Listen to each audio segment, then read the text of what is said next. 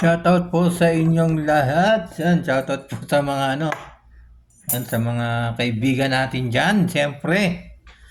Ayan, meron po tayong bibigyan ng meron po tayong bibigyan ng konting masasabi natin sa nangyaring basaan sa San Juan, di ba? Pesta ng San Juan. Kung saan ay isa si Bodila sa naging viral. Naging viral diyan sa sa basaan diyan sa San Juan ng mga tubig. Yung may hawak na water gun na tawagin nila Boy Dila. Ano yun guys, pangit naman talaga yung ginawa niya Pangit yung ginawa ni Boy Dila. Yung mahilig may hawak ng ng water gun. Pangit yung ginawa nila. Dapat sa mga ganyan na pag merong mga basaan, lalo na yung Wata-Wata, di ba? Wata-Wata Festival. Yan, wag po natin pipilitin basain yung mga motorista, di ba? Lalong-lalo na yung mga nakasakay sa jeep. Kasi hindi po maganda yun Malay nyo, merong papasok sa trabaho, di ba? Siyempre, pagpasok nila, basa na yung kanilang mga damit. Oh. Katulad nga ng isang si Boy Dila. Ayan si Boy Dila, yung haba ng dila, Di ba? Okay, tataon na sa kapag yung 24, alam ng mga taong bayan yan. Ano, water kang boy na boy po. Alam nga ng mga tao yan, mga guys. Alam ng mga tao yan yung merong ganyang basaan. Pero dapat hindi po yang ginagawa. Dapat po ay hindi nyo po pinipilit na basain yung mga motorista, di ba? Dapat nga pinagbabawal yan. Dapat nga pinagbabawal na yung mga ganyan, yung mamimilit sila, yung pipilitin nilang basain yung mga nakasakay sa jeep, lalo na yung mga nakamotor, motorista, di ba? Talagang marami kayong makakaaway diyan. Marami kayong makakaaway diyan sa mga ginagawa ninyo, di ba? Kaya wag nating pong pipilitin na pipilitin yung mga motorista na babasahin natin sila, di ba? Parang itong pagmumukha nito parang nangaasar pa no? Parang nangaasar pa to si Boy Dila Si Boy Dila parang nangaasar pati, di ba? Diba guys? Kaya minsan nakakainis yung mga ganyan. Tuloy.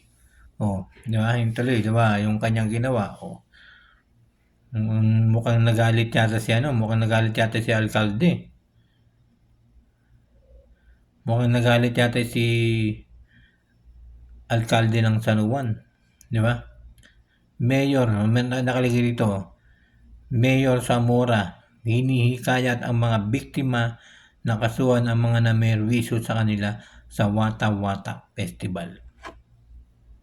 Dapat lang. Pakinggan natin yung sinasabi ni Mayor Zamora.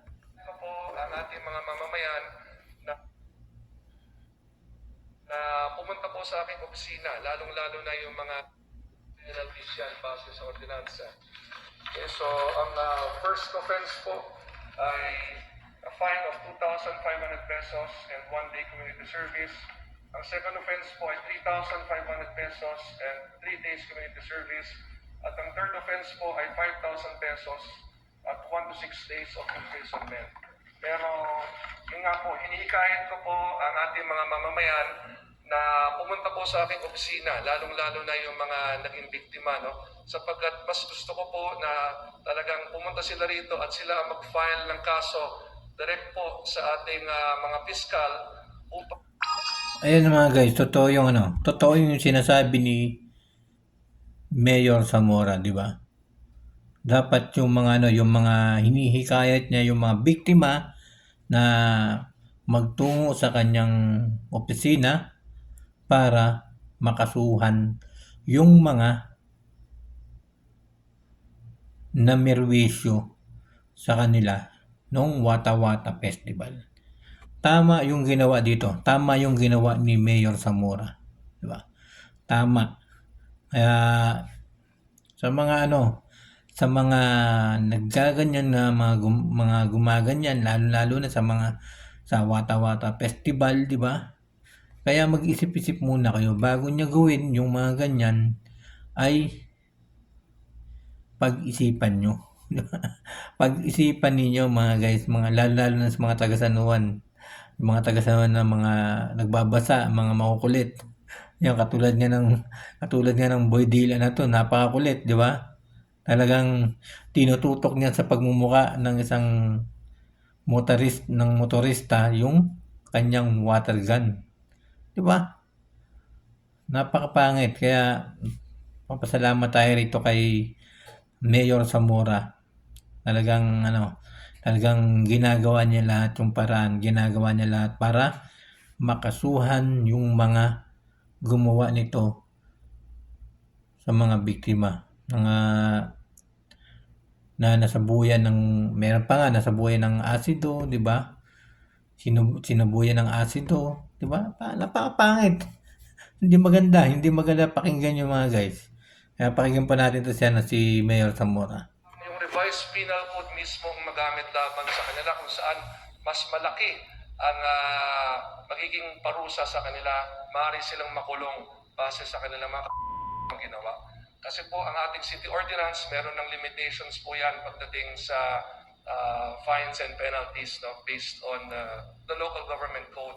Mas malakas talaga at may ngipin ang ating revised penal code. Kaya mas gusto ko na yung mga ito na nanggulo sa ating kapistahan ay makasuhan base sa revised penal code.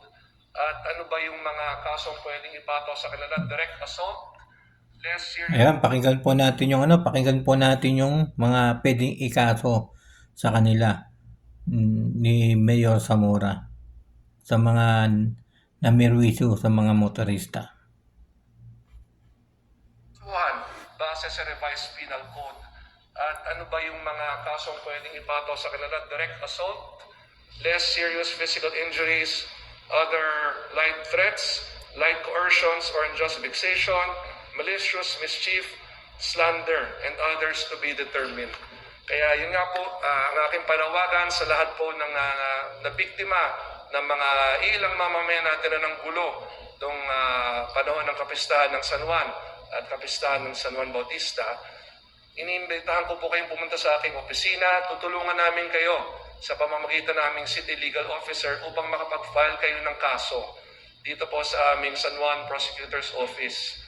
At sisiguraduhin natin na hanggat umabot po yan sa ating mga korte ay kayo ay makapagkamit ng hustisya sapagkat hindi po dapat yan nangyari sa kapistahan ng San Juan. Ang layunin po ng kapistahan ng San Juan.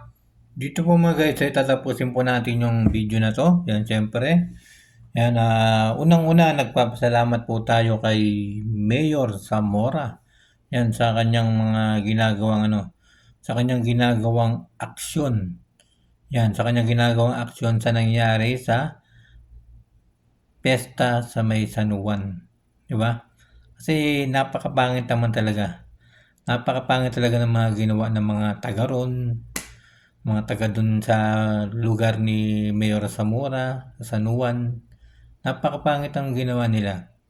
Kaya sa mga manonood po nitong video na to, yan, sa mga taga San Juan, sa mga taga San Juan na sakop ni Mayor Zamora, wag na wag po kayo uli mambabasa ng mga motorista, ng mga tao. Kasi hindi po natin alam kung ano yung mga nasa isip ng mga tao. Hindi po natin alam. Malay nyo, makahanap kayo ng katapat nyo. Binasa ninyo yung tao tapos binigyan kayo ng lumaban sila sa'yo. Di ba? Kaya dapat mag-iingat po kayo mga guys. Maraming salamat po uli kay Mayor Zamora. Mayor Zamora. Ayan, sa kanyang ginagawang panawagan at pag-ihikayat sa mga nabiktima na sa kanila sa Wata Wata Festival. Maraming salamat po sa inyong lahat.